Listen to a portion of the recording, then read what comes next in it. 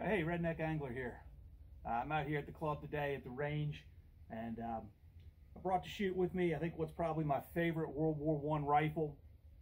If I had to pick something to go into the trenches with, this would definitely be the one.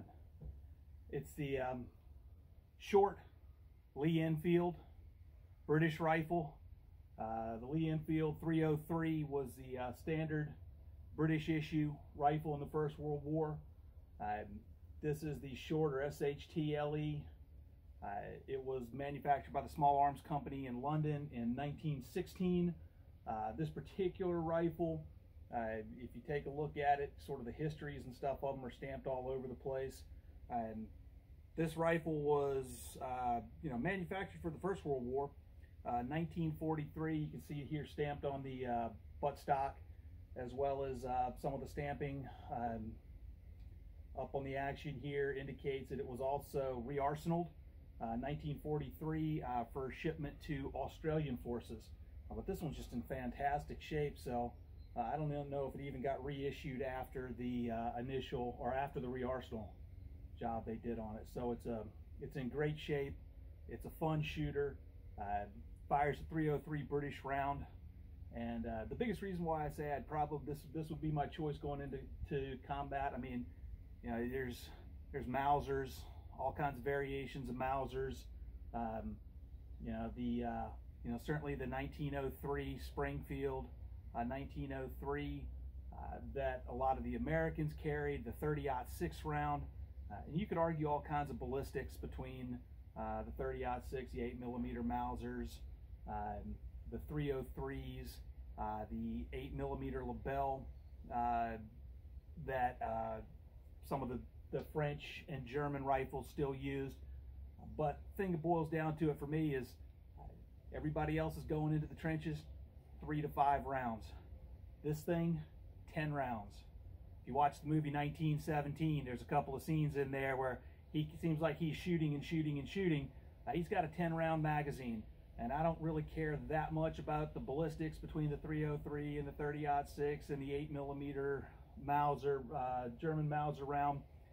When it comes down to large numbers of people coming across a no man's land, the ability to fire 10 shots without reloading is absolutely huge.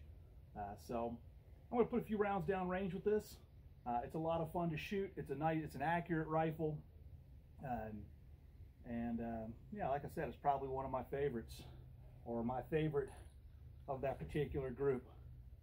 Yeah, I know it might be more patriotic to say, oh, the 1903, the 30-06 was just a fantastic cartridge, but again, 10 rounds versus 5. So I'll load this up. This is actually, look at this PPE,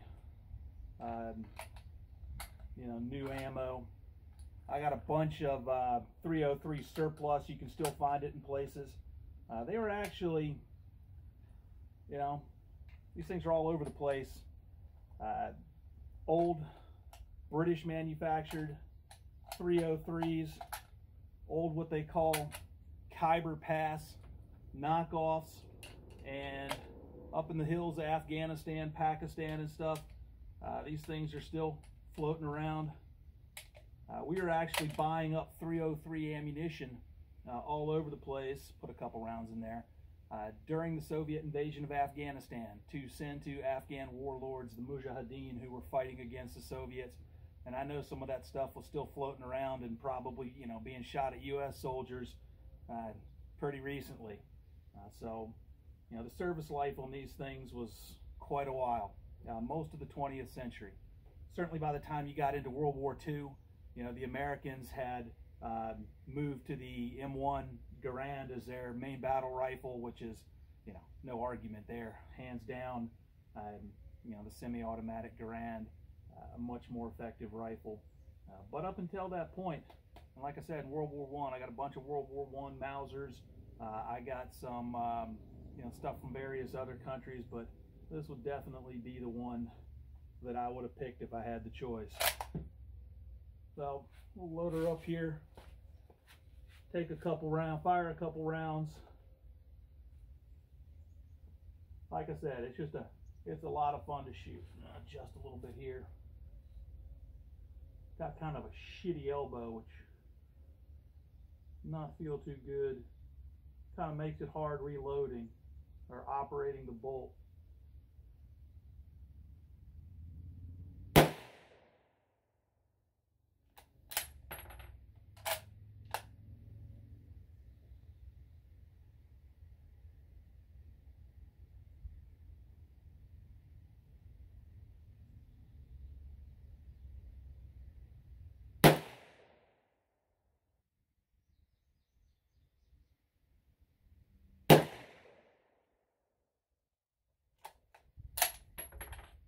Yeah, that's it. I only put 5 rounds in there. All right. Well, there you have it. The SHLE Lee-Enfield short rifle, bolt action, 10 rounds. This one manufactured by London Small Arms Company, 1916. Re-arsenaled in 1943 for issue to Australian troops. And as I said, this one is just in phenomenal shape still. Don't think it made it back out after that re-arsenal.